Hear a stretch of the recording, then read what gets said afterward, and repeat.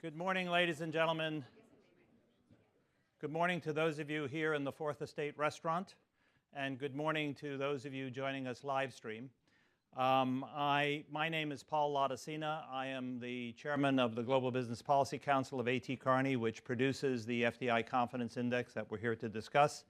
And it's my great pleasure to welcome you all here and to tell you a little bit about this year's Fdi Confidence Index results before I turn the floor over to my colleague Eric Peterson, the Managing Director of the Global Business Policy Council, and the very distinguished panel that he will introduce and that will help discuss the findings of this report today. When we launched the Fdi Confidence Index back in 1998, we did so because we were concerned that there was really no database that would give us some real-time indication of how investors were looking at investment destinations around the world and the sort of calculus of decisions that were important to them in making their plans to invest resources around the world. What we had was, of course, data from UNCTAD that was telling us what FDI flows were, recorded generally based on consummated investments from 2 years prior to the release, which of course had a lead time of a couple of years before that when the actual investment decision process began. So it was a very poor instrument of understanding real-time dynamics that were influencing investor decision-making. So we began the Fdi Confidence Index to try and get some insight into what investors were thinking about future plans for FDI. The survey, this result is the result of a survey of Global 1000 CEO attitudes and intentions with respect to FDI and their decisions over the course of the next 1 to 3 years. We have a fairly strong track record of understanding in advance what the trends are that likely ultimately manifest themselves in terms of actual FDI flows, and we're proud of that, and I think you'll understand better when we discuss the results about how we think this year's investor sentiment is likely to affect flows going forward. Now, I want to quickly get into the rankings, and then I'll talk about what we call the paradoxes in these results. In fact, you all here live have a hard copy of this, and those of you who are online will have access to the survey result. It's called Facing a Growing Paradox, and I think that'll become apparent to you fairly soon. And the results, as we see them, are here on the screen. And you all, if you can't see it clearly on the screen, you have, of course, the hard copy of the results. The U.S. again tops the Fdi Confidence Index ranking, holding first place as it has now for the 7th year in a row. For the first time in the history of the index, all top 5 markets for FDI intentions are developed markets. We see Germany rising to retake the 2nd place as Canada falls a little bit to 3rd. The UK holds steady in the 4th position, and France rises to capture the 5th position. It's important to note that the top 10 countries on the index remain unchanged from last year, with the exception of Singapore, which has displaced Switzerland among the top 10. In fact, Switzerland had one of the largest declines in the rankings this year, with the other 2 significant rank declines being registered by Mexico and India. In contrast, we saw the largest gains from all medium-sized European developed countries. And we'll talk a little bit more about why we think that's the case in a minute. But those are Denmark, Spain, Austria, and Belgium, all of whom have shown large gains from last year. But regardless of these changes in rankings, which frankly we think one could spend too much time focused on the rankings. We're interested in understanding the environmental considerations that are affecting investor decisions. The index scores for almost all of the countries in the top 25 this year have actually increased. The only exceptions are the index scores for China and India, where there were modest overall declines. Now, one thing that strikes us about this year's index rankings is the dominance of European markets. And you could see that here from this slide. This is largely consistent with our results of the last couple of years. And we believe it's likely there are a number of reasons for this. One of them is perhaps the looming reality of a Brexit could be motivating some investors to express more interest in the rest of the EU for investment destinations as companies want to maintain their preferential access to the EU market. Another key trend we see in this year's index is strong investor interest in the Asia-Pacific region. Notably, half of the Asia-Pacific markets on the index rank among the top 10 destinations. But perhaps the most notable trend in the rankings, which we wouldn't want you to lose sight of it in light of these other findings, is that investors have a strong interest in developed markets. They account for 22 of the top 25 spots on the index, hitting their highest ever share of positions since we first launched the index over 20 years ago. And with that, I want to now highlight some of what we call the paradoxes in this year's rankings and other questions that we ask global investors that we think are shaping what we believe is a fundamental paradigm shift in how investors perceive the global economic environment and where they need to be with what resources over what period of time. This is a paradigm shift, I believe, like we have not seen since the early 90s, with the demise of the Soviet Union, the opening of Eastern Europe, the further normalization of relations with China, the emergence of developing markets as more central to global commerce and investment. This is another one of those paradigm shifts when investors are taking a broad strategic rethink of where they need to be with what resources over what period of time. So I want to highlight 4 paradoxes that permeate the Fdi Confidence Index results. And these are the 4 paradoxes that we'll go parse through one at a time.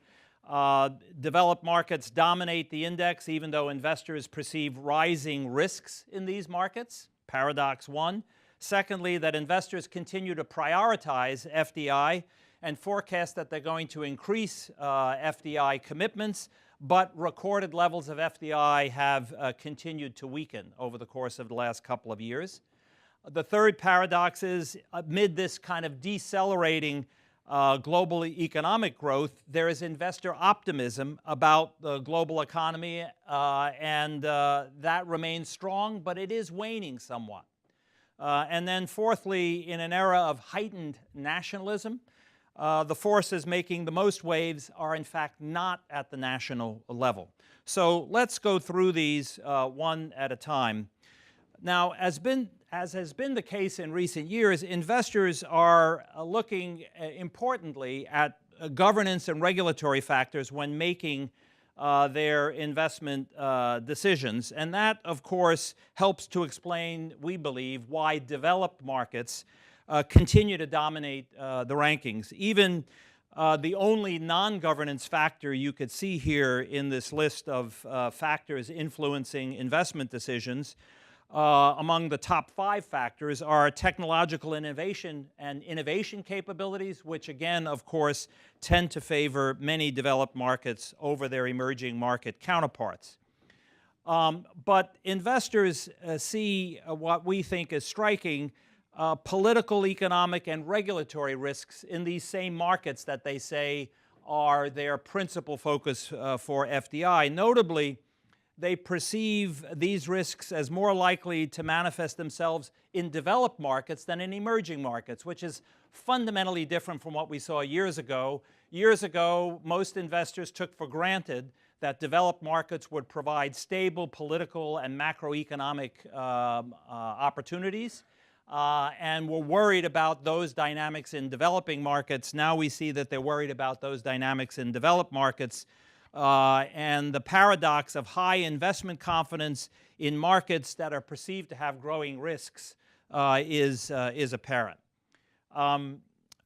The second paradox we see is that although almost 4/5 of investors have consistently told us that they plan to increase FDI in the coming years, the levels of FDI flows, in fact, are declining, and they continue to fall. We believe there is a variety of explanations for this paradox, and in fact, the first, which would help explain the precipitous decline in FDI flows in 2018, we believe, and UNCTAD agrees with us, that they're driven by the 2017 U.S. corporate tax cut, which encouraged U.S. companies, of course, to repatriate their foreign earnings rather than reinvest them as FDI. A second factor, which we saw over the course of the last few years, and FDI flows, as you can see, have been declining since 2015. But a second factor is that there have been fewer of the big M&A targets and greenfield projects that we've seen driving increases in FDI flows in previous years. And that has dampened companies' investment opportunities and resulted in lower than intended levels of foreign direct investment. And then, of course, it's important to note that the Fdi Confidence Index is not an apples-to-apples comparison with FDI flows because the units of analysis are different. The Fdi Confidence Index gauges many companies and how they're planning investments in a given market, but not the size of those investments. So FDI flows, which are usually reported in US dollars, are such that a big investment by one company can outweigh smaller investments by many companies. And what we see in the Fdi Confidence Index, in effect, is the cumulative series of investment intentions over the next 1 to 3 years by prospective investors. Now, another paradox that arises is in the global economic outlook. Investor optimism is strong, despite investors' concerns about geopolitical risk and despite the fact that the IMF and other economic forecasts predict a deceleration of global economic growth this year. But still, there is residual investor interest, but it's beginning to wane. And this is the first decline in bullishness that we've seen over the course of the last 3 years. So this may, in fact, mark an inflection point in terms of reduced bullishness about the global economic environment. And then the final paradox that I'd like to highlight is that in an era of more nationalistic fervor and rhetoric, investors, in fact, are not focused principally on the country level. In fact, almost 60% of investors tell us that they start their FDI investigation and assessment at the regional and city level. Investors focus on cities, and that focus on cities is especially strong and noted in this year's results, where we've taken a very determined look at how this phenomenon is developing. Almost 2/3 of investors say that their companies are engaging more with city-level and regional stakeholders than they did just 2 years ago.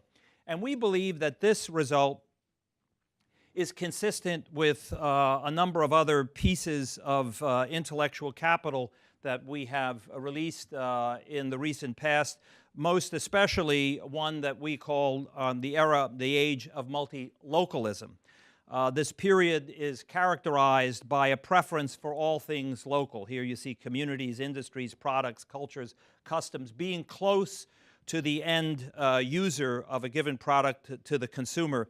And as we began to see in last year's Fdi Confidence Index, localization strategies have several implications for the pattern of global FDI flows, and 3 in particular stand out. First, as you see here on the chart, investors appear to be emphasizing retaining access to key markets.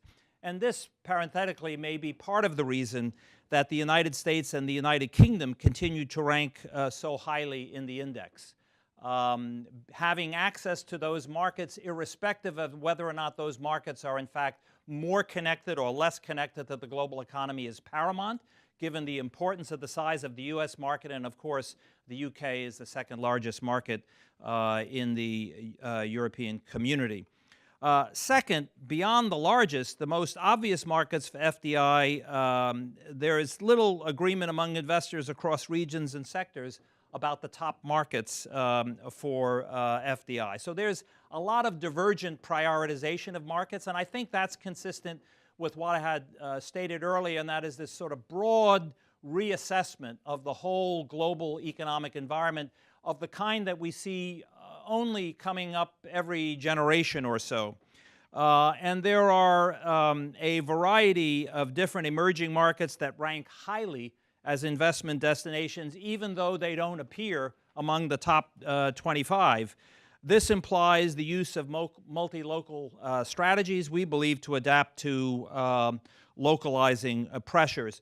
And third, in an era of multi-localism, this is likely driving the rise of the importance of cities in decision-making. That investors are saying the rubber meets the road at the local, regional, and local level, and therefore engaging city stakeholders is critically important.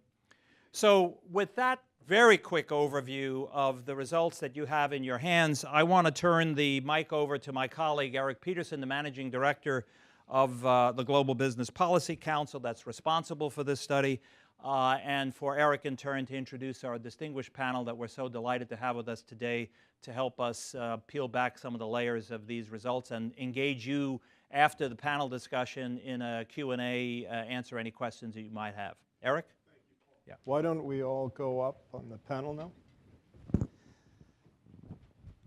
Thanks very much, Paul. Oops, sorry, Nancy. Good morning to all.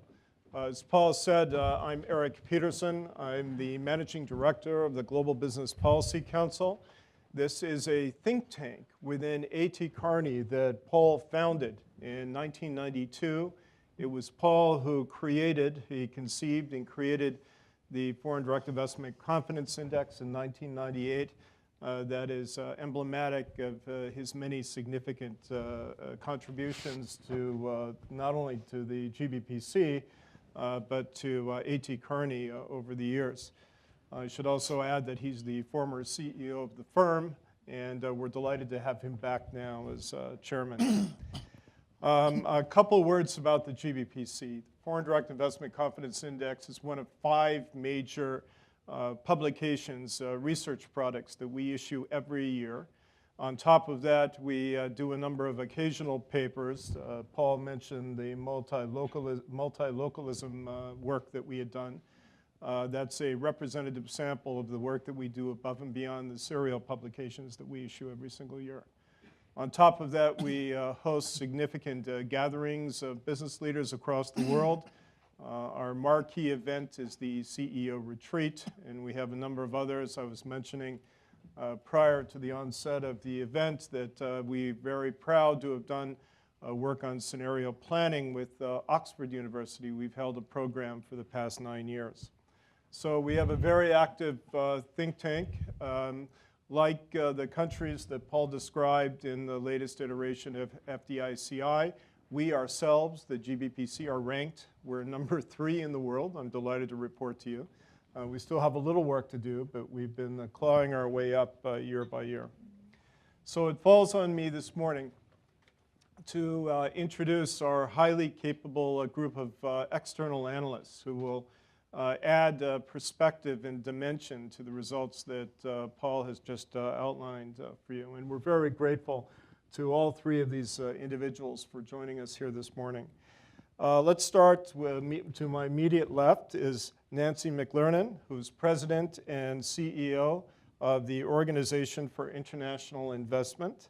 That, I think, as many of you know, I saw her greeting a number of you who are clearly familiar to her, but it's an association representing the unique interests of US subsidiaries of global companies. She is a well-respected and recognized expert on cross-border investment trends and related legislative initiatives.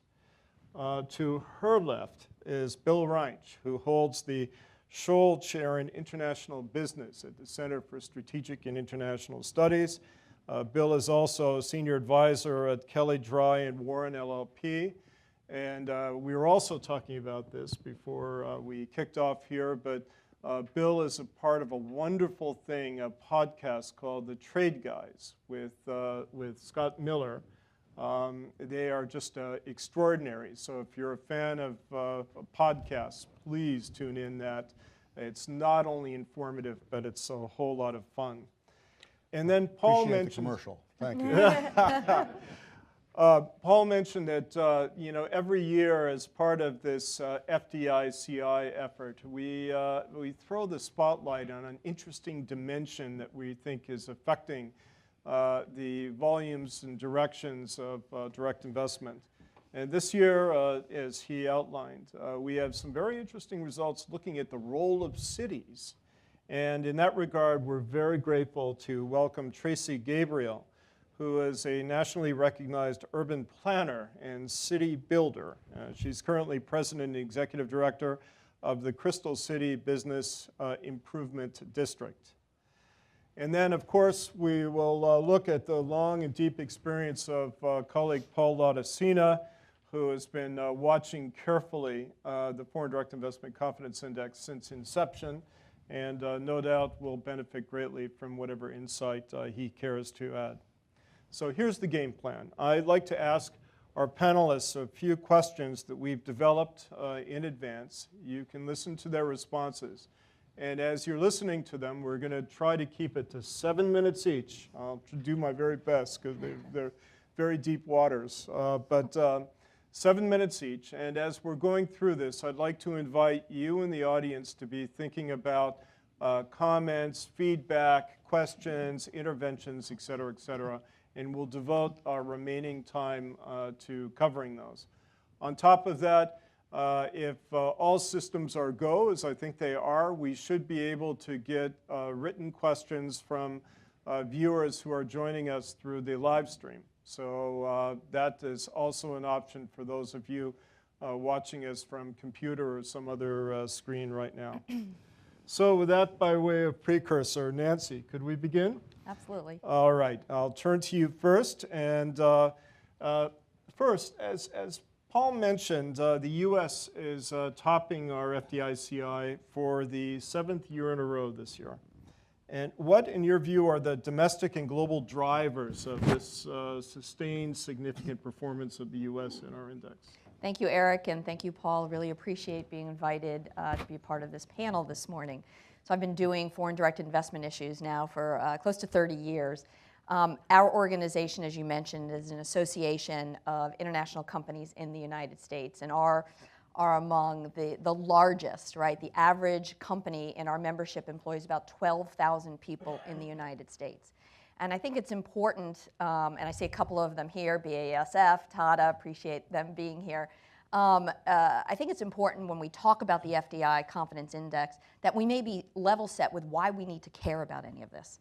Why is foreign direct investment and companies that make deliberate decisions to invest and employ people outside of their home market are important, right? So across the United States, which is my focus, right, is about 7 million Americans work directly for international companies.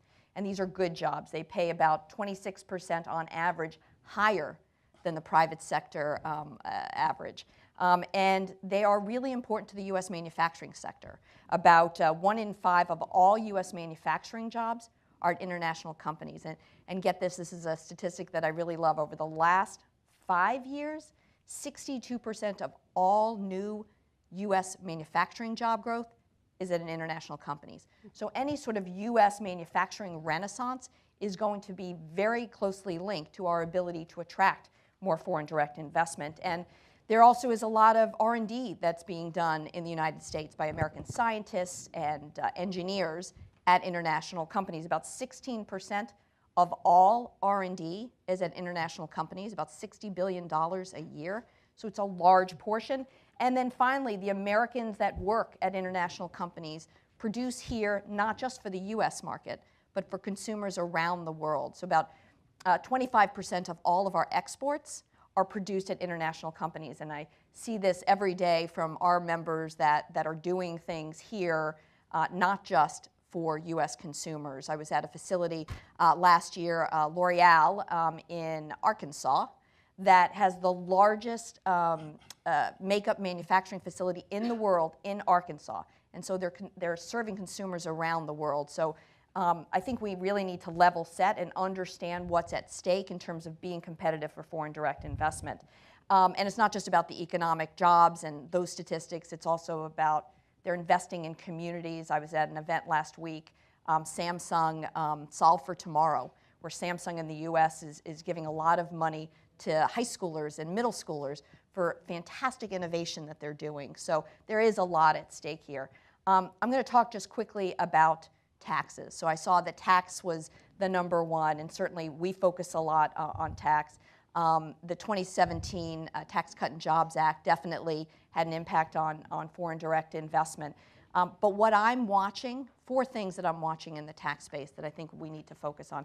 Number one, I hear a lot from our companies, both in the US and when I visit the parent companies abroad, will the tax rate go up? Right? The fact that the US has now got a competitive rate with other OECD countries will pay dividends for many years ahead. But people are concerned, will that 21% stick? Right? So they're already worried about if we have major changes in our politics and who are the leaders, that rate may go back up.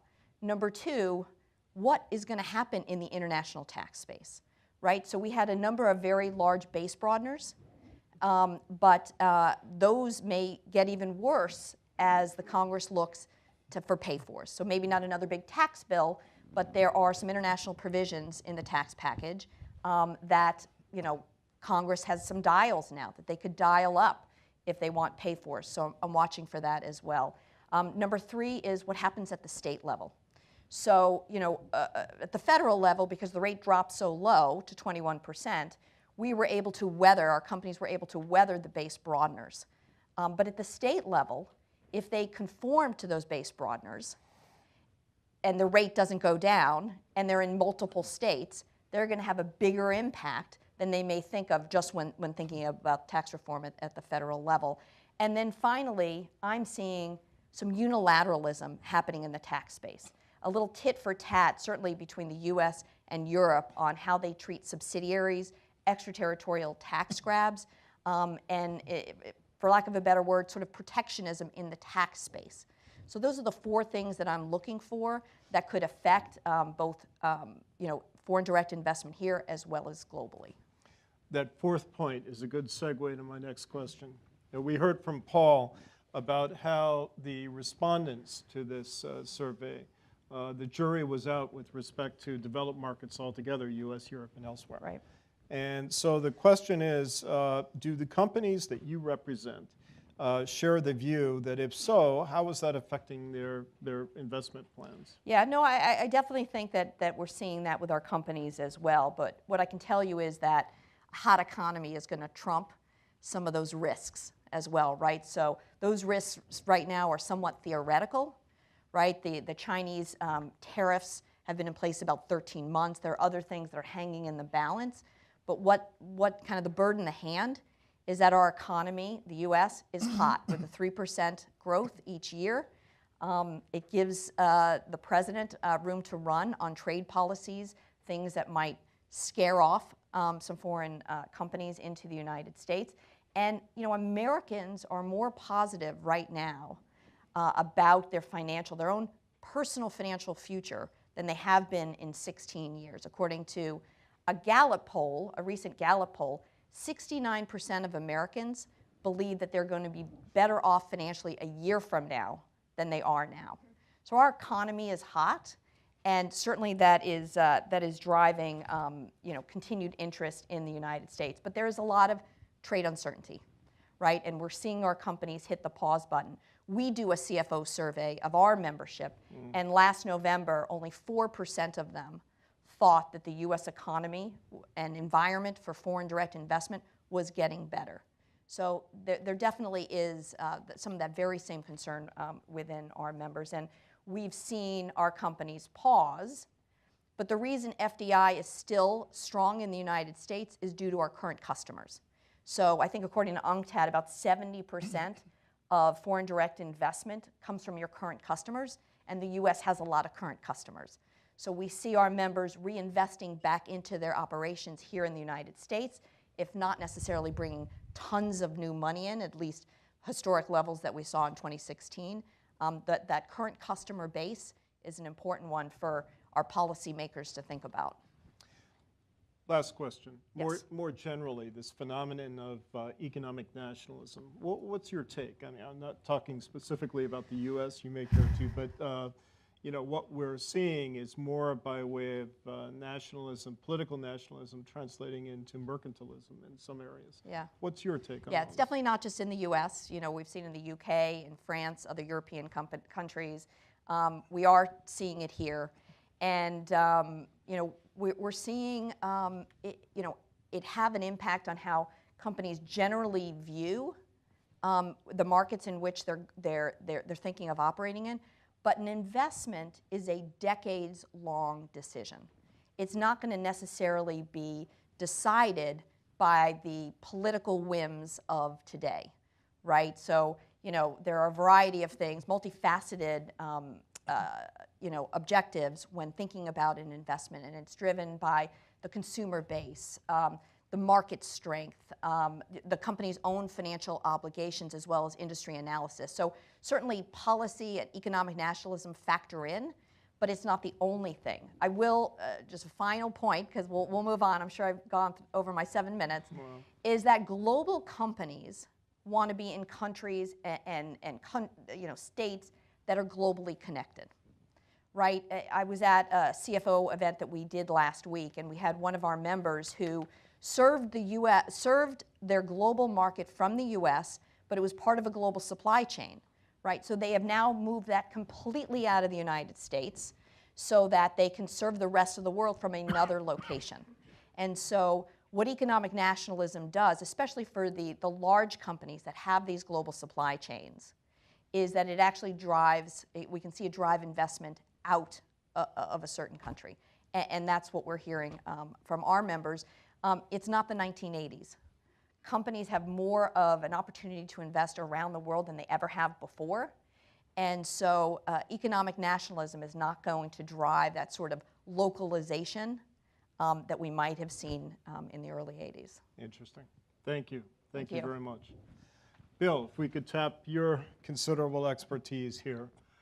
We've been talking about FDI flows here. Obviously, that's at the core of our report. But FDI and international trade are linked, of course.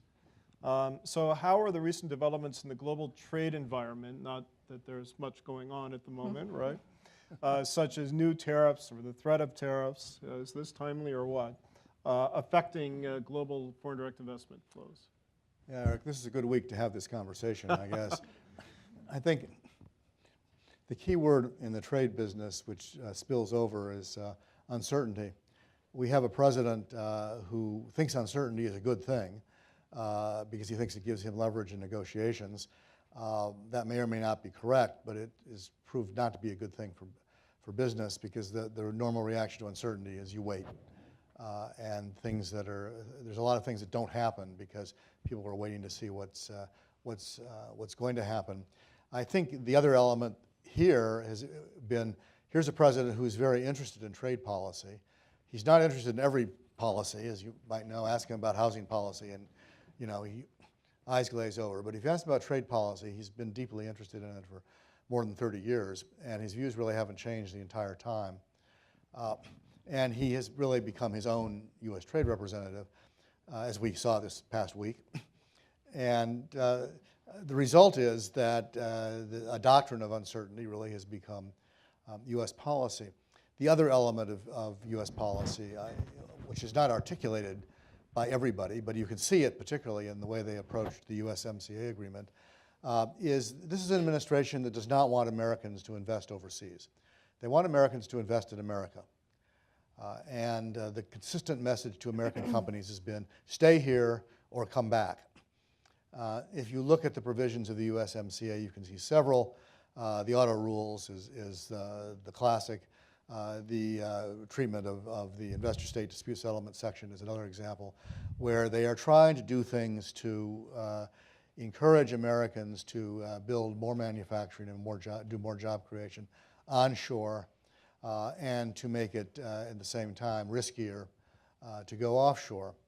Over the long term, that's going to have a corrosive effect, I think, on American business planning. As far as the tariffs are concerned, so far, I think the impact has been more political than economic. The China tariffs, of course, this week may change everything, but the China tariffs have been in effect only since the fall. They certainly had a significant impact on the specific sectors that are affected. The steel and aluminum tariffs had an impact on those sectors. But so far, I think the political impact they're having on other countries and the impact, the degree of caution they've injected into other countries' trade policies has been the decisive factor so far. Now, if he goes ahead with what he tweeted on Sunday and increases the broad range of China tariffs from 10% to 25%, and if he goes to the fourth tranche, which he's threatened to do again, that would really cover everything they send us, which means in that case, you're going to have a significant and sharp computer impact.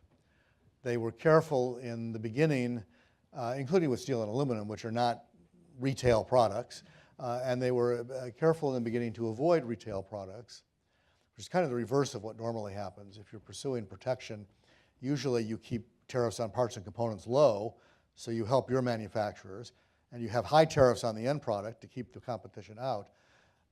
These guys did the reverse, and that minimized the consumer impact. If he expands the tariffs, eventually what he's going to hit, the first thing he's going to hit is these and laptops. And you know, when the price of one of these goes up $250, people are going to notice. And that will have a significant effect on the economy. Right now, it's been more a political impact. Good, thanks, Bill. Second question here. Investors, as Paul outlined, have been quite bullish on the economic outlook for the CPTPP signatories. Right. And so how do you see it in terms of this relationship? Do you see it as causal? Or how do trade policy and openness issues affect the issue of foreign direct investment attractiveness? Yeah, I don't think openness is the word I'd use. I think it's clearly causal. Yeah. But you know, we live in a world, Nancy alluded to this, we live in a world of global supply chains. And particularly for manufacturing, it's about constructing supply chains that are efficient. When you create a free trade zone, whether it's 11 in the case of CPTPP, or 12 as it would have been in the case of TPP, or 2 with Japan and the EU, well, that's not 2 countries, but it's, you know. When you create that kind of zone, there's an advantage to being inside the zone, because if you're building inside the zone, then you can take advantage of the duty-free treatment of products that are manufactured inside the zone. So what you see and what you're beginning to see, particularly in CPTPP, basically is the movement of manufacturing from China to Vietnam. It's not the only path, but I think it's going to over time be the most prominent. When the ITC did a study of TPP winners and losers back when we were going to do that, they predicted the gain for the US was marginal. The big winner was Vietnam. And it was precisely because of the global supply chain issue. It was to the advantage of manufacturers to be inside the zone, because then you could access the US market. And now, you know, the Japanese market, which is a significant market, and the other 10 plus Japan markets, duty-free if you're inside. So that prompts people to move not just to Vietnam, but to the other places. So that's not exactly openness. And in fact, if you were if you were at the Peterson Institute, I'd be giving you a lecture about how this is trade diverting and is fundamentally anti-market, because it persuades people to go here, not there, even though there might make more sense in sort of global terms. But the advantage of tariff-free treatment, particularly in the manufacturing sector, continues to be significant, even with, you know, average tariffs in a lot of these countries being below 5%. Last question, labor arbitrage. That clearly has been a significant factor over the years, but it seems to be declining now. And so what are the operative trends as we see it on investment flows in your view? Yeah, that's a really good question. This is supposed to be an awkward position, because one of your competitors did a study that, Please do not which I won't mention, yeah, thank you. who addressed this and sort of looked at how the global trade profile was changing. And what they found, I'm not sure I completely agree, but what they found was that the rate of increase in goods trade was declining, and the rate of increase in services trade and in data transmissions was growing significantly. And what that means, it meant, well, and the other thing that was happening is that large economies, which really means China and India in this context, were finally turning the corner and developing. I mean, this is not overnight, it's 20-year transition, but we're finally developing policies that promoted more consumption-led domestic growth rather than export-led domestic growth. But that the economic response to that in country was the construction of supply chains that were domestic and not international, all of which is a good thing economically. It doesn't create more trade, it probably creates less trade, but it creates more economic activity in the country and has a lot of impacts on countries that had been the recipients of exports from these countries. But one of the bottom lines is the winners in that kind of economic evolution are countries like the United States and the UK that are services economies and that have a significant investment in the digital space.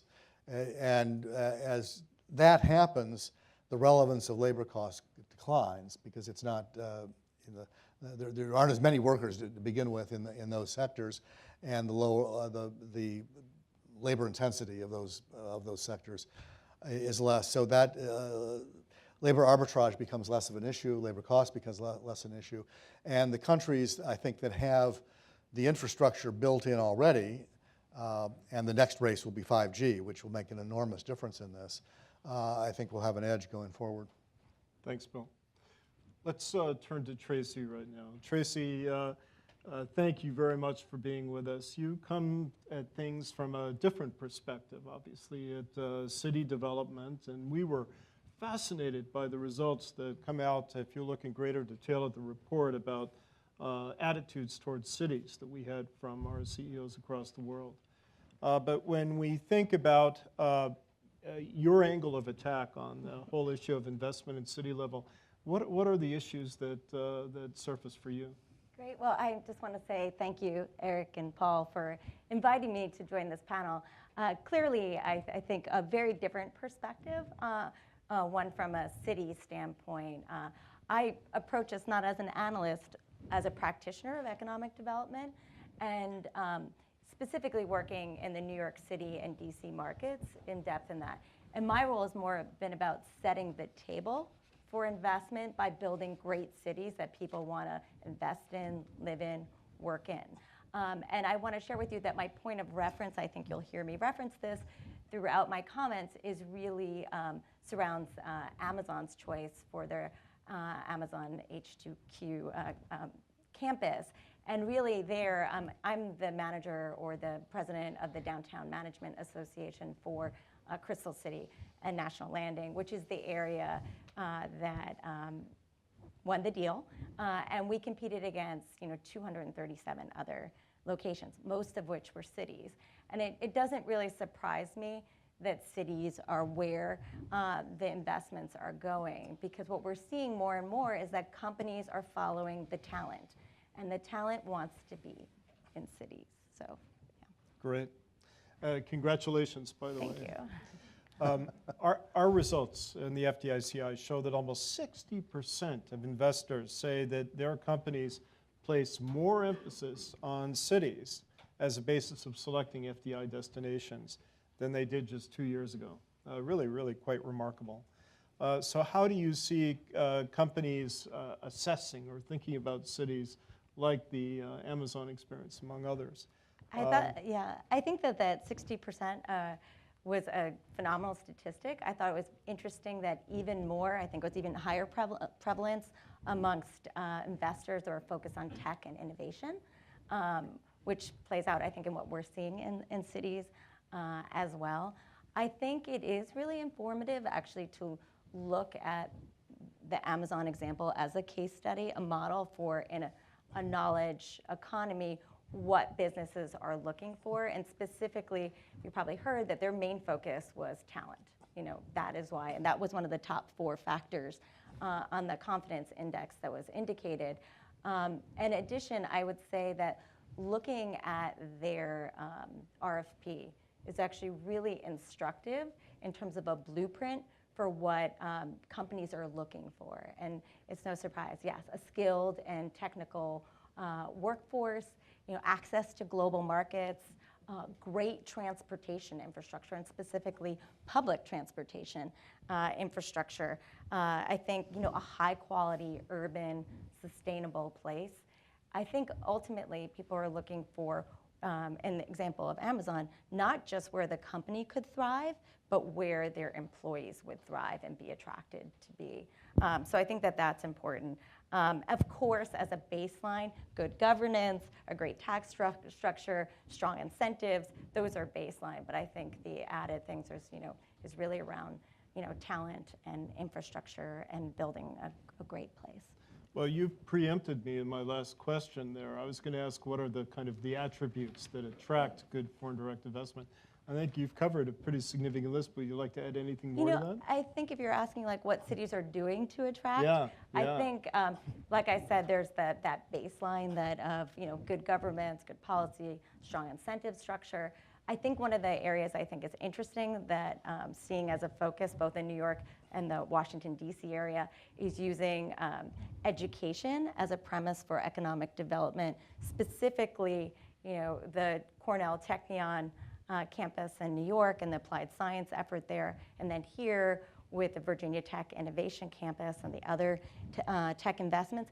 This means that for innovation and tech companies, that they don't just have day one talent, they actually can rely on a pipeline in the area. And what we see is like this interest in clustering, you know, around that. So I think education is that other new area that hasn't always had that direct connect to economic development. Of course, I would just also say great city building is part of it. And again, it's indirect, but it's really important, I think, in terms of a local example that some of the people in this room might be familiar with, you know, recapturing waterfront and creating new districts that can be the next central business districts of cities is really important. In DC, we see that at the Wharf and Navy Yard, where those are burgeoning places that are putting DC back on the map for different types of investment. And in New York, Hudson Yards recently, you know, debuted as being that new district. So I think that great city building. And then fundamental building block, transportation. So even, I mean, if you look at, you know, again, the Amazon proposal, if you didn't have public transportation, you weren't even in the mix. And I think we also can't rely on transportation assets that we have because, you know, that we need to continue to move towards next generation mobility in order to attract investment. That is so interesting, and it really adds to our perspective here. Thank you very much. In the shameless plug department, too, I'd like to mention that in 2.5, 3 weeks, A.T. Kearney will be coming out with its Global Cities Index and Outlook, and I'd like to invite you all to consult that when it does appear. So, but we can give you a sneak preview by telling you that there's a high degree of correlation between the countries in the top 25 and cities that are among the global cities that meet all of the criteria which you just outlined, Tracy. Do you want to weigh in on any other issues? No, I think we want to get the audience engaged. Well, we're looking forward to hearing from you. This is an esteemed group. And also, do we have any, we have cyberspace represented as well. This always well, and if you want to be recognized, we'll hand you the mic. So let's offer this audience first. Please take the mic before you speak. Identify yourself and your affiliations so we know who you are. Please. Hi. Very loud. My name is Gabrielle Grepka. I'm a Trade Commissioner at the Embassy of Canada. I was wondering if the panel could speak to, we've seen more recently that sometimes public perception of FDI, that there can sometimes be a backlash or I guess part of the population not wanting certain investment in their cities, in their towns. And I was wondering how you see that perhaps developing over the next few years. Thank you. Yeah, yep. I'll jump in on that. Thanks. Great question. So I mentioned earlier that I've kind of been in this space for almost 30 years. And it's kind of always been a challenge to kind of explain locally what a foreign company can do to the region. And what makes it that much more challenging is that the vast majority, about 80 to 85% of foreign direct investment in any sort of developed market is through M&A. So when a foreign company acquires a U.S. company, there's some, some feelings around that. We've moved to a space, I think, where when a company, regardless of where their ultimate parent sits, builds a new factory from the ground up, there is overall, welcoming and satisfaction, at least certainly initially. And that wasn't the case in the 80s and the early 90s. There was a concern then even of a foreign company just sort of putting down a transplant type of operation. And now the concern probably is more about that M&A, but since it's such a large part of foreign direct investment, obviously it matters. And an important point is that we have seen that if a company provides the information in terms of what they're bringing to the community, what they're bringing to local businesses, that there is a large amount of perception that changes. So we see that information moves perception. If companies don't necessarily embrace that they're a Swiss company or a German company and just sort of try to blend in, we've seen that backlash, right? Because their competitors will let you know, as well as other groups, that that is a foreign acquisition of a U.S. company. So we always advise our firms to kind of run to their weakness, because we see that education makes a difference, even among the most skeptical about a foreign company being in their location. So that's what we always advise. The stats that I mentioned earlier in terms of R&D, manufacturing, these companies are reinvesting back into their U.S. operations year over year, not to mention all of the community work they do. And the corporate social responsibility activities, which foreign companies in the U.S. actually excel at more than the economy-wide average, due to their global heritage, due to those priorities in their home country, bringing them to the United States. So yes, I think it's still a challenging sort of environment, especially in an era of economic nationalism, but that I think puts more pressure on business to actually tell their narrative.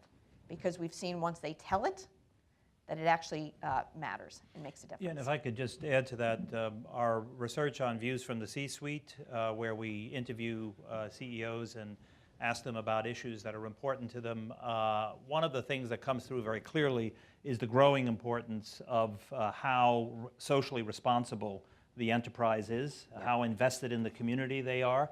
And in fact, if you look at the Edelman Trust Barometer, which Richard Edelman has been releasing this every year for the last 19 years in Davos, this year we see that the most trusted source of information on a whole variety of issues is the company which the individual works for, and the individual that they look to most for guidance across a broad variety of issues that go beyond the sort of silo of the company and the industry is the CEO's attitudes and intentions on a whole variety of issues. So the extent to which the enterprise, whether it's domestic or foreign, is engaged in that dialogue will help determine the extent to which the community embraces them, I think. Yeah, All right, let's get a, Can I add Bill, something? sorry. Just 2 quick points. My observation on foreign M&A has been that the ones that blow up and become controversial tend to be the ones where there's an unhappy American loser. Somebody who wanted to acquire the company and for one reason or another didn't, because they stir everything up and create a political problem where there might otherwise not be one. The solution is really exactly what Nancy talked about. for the company to, that is the winner, if you will, in an acquisition to preemptively get out there and tell its story. The other observation, which you might want to comment on, which I think is intriguing and new, is, and stimulated, I think, by the Foxconn case in Wisconsin, is I think more public interest in the question of how much are we paying these people to locate here, and is there, let's do a real cost-benefit analysis, and let's only do it if the benefit in fact exceeds the cost. And I think the public is beginning to pay a lot more attention to what the costs are, cost to taxpayers are on these transactions. And I don't think you saw that 5 or 10 years ago, and I think it's a growing trend. Interesting. But it's not just for foreign companies, of Right, course. right, yeah. Yeah, right, yeah. right. I think Chris, scrutiny of incentives has definitely increased. I think the profile of some of the incentives has caused that desire for information and understanding that. I think the ones that the cities that will be more successful in selling their packages is obviously the return on investment that they're going to get out of that, but also how creative are they in their incentive packages? Are they investing back into their community as part of that package? Are they putting it into the infrastructure? Are they putting it into things besides just the company itself? Yeah.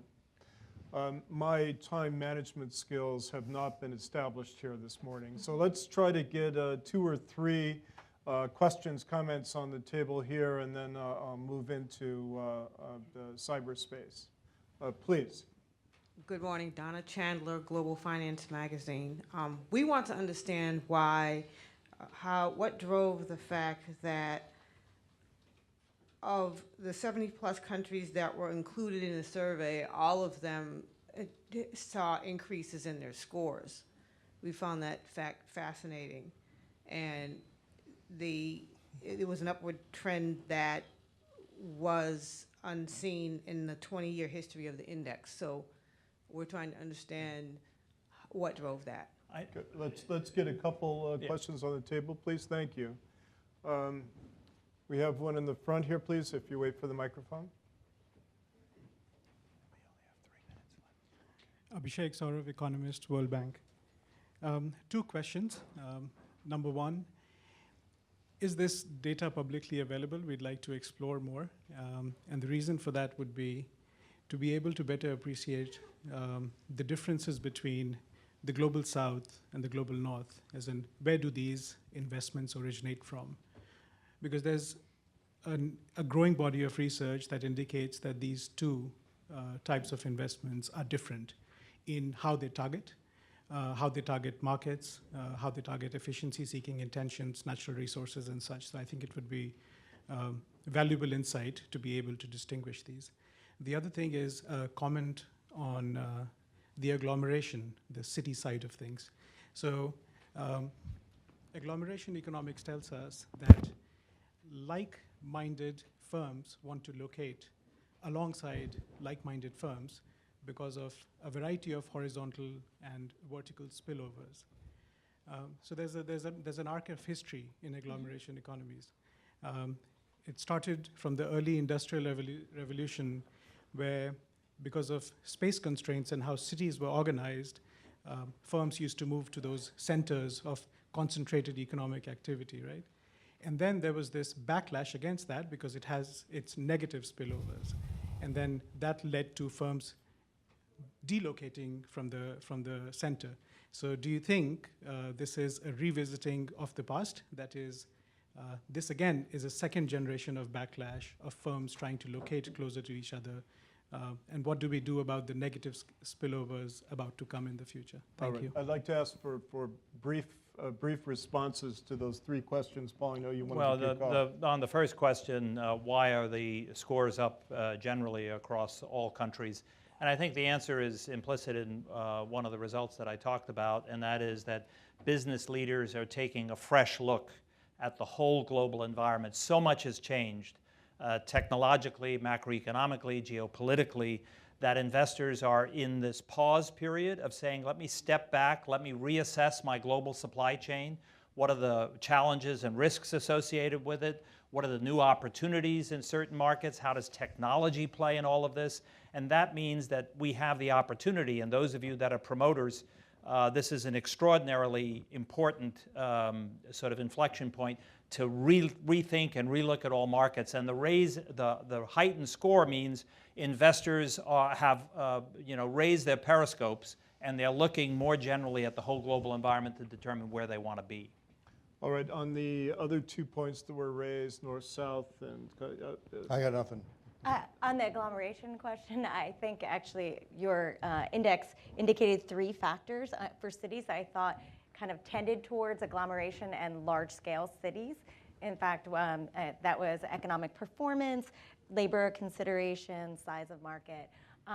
And I think definitely in the tech and innovation space, we know that they're really focused on talent, and they're going to go to where the talent is. So a good example would be, both New York and DC ended up the finalists on Amazon, and that was independent of the fact that there's really high real estate and labor costs. The desire to be clustering is really important. You also, if we've analyzed Seattle's market and what the effect of having tech there was and what the multiplier effect will be for us here in this area. So we're expecting that same kind of clustering, and I think that makes sense, especially given the factors that are driving people to invest. I would just add, I agree. I mean, quality of workforce is a number one driver, and you mentioned like-minded firms want to be near like-minded firms. That's also just because of the talent pool in the area, right? And we see a lot of our companies partnering with other companies as well as universities to sort of train the workforce for tomorrow. Our members have long expertise in apprenticeship programs from their parent company, and they're working with those other companies in the area as well as local education for those very same reasons, because quality of workforce is so important. Great. Nancy, Bill, Tracy, thank you very much for your insight. Our venerable chairman, thank you very much, Paul. I'd like to acknowledge the co-author, Courtney McCaffrey, who's sitting in the front row. You can see that she's also contributing to the demographic revolution. And we have such a wonderful team here. All of our team members are here, but I'd like to single out Allison McDougall, Aaron Weiss, Radina Belbarova, and Elena McGovern. We also have Emily Hazard and Terry Tolan, just a wonderful, wonderful team. So thank you all very much for being with us. On data, we look forward to, please, let's talk about it. We look forward to working on that, and we look forward to seeing you all next year. Thank you very much.